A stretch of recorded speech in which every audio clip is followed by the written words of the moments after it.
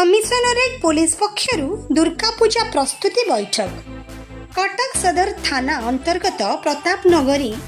माँ धाकुली पीठरे दुर्गा पूजा उपलक्षे कटक सदर थाना अधिकारी जगन्नाथ मल्लिक अध्यक्षतार प्रस्तुति बैठक अनुष्ठित हो जाइछि।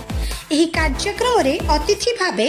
जोन 4 एससीपी उमाकांत प्रधान, 42 मौजा थाना अधिकारी गिरीश चंद्र महारणा,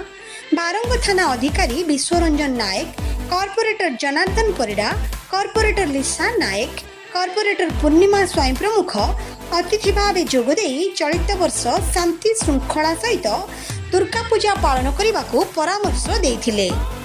एही अवसर रे कटक सदर थाना, बारंग थाना और 42 मौजा थाना अंचल समस्त पूजा कमिटी सभापति, संपादक और कर्मकर्ता माने जोगदे निज निज पूजा कमिटीर समस्या विषय रे उपस्थित पुलिस अधिकारी मानक दृष्टि आकर्षण करथिले।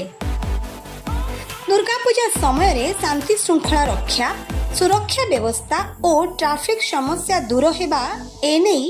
आलोचना करा जायथिला। नंदित मोदिनी विश्व विनोदिनी नंदिनुते गिरिवर विंध्य शिरोदिनी वासिनी विष्णु विलासिनी जिष्णुनुते भगवती हेशिति कंठ कुटुंबिनी भूरि कृते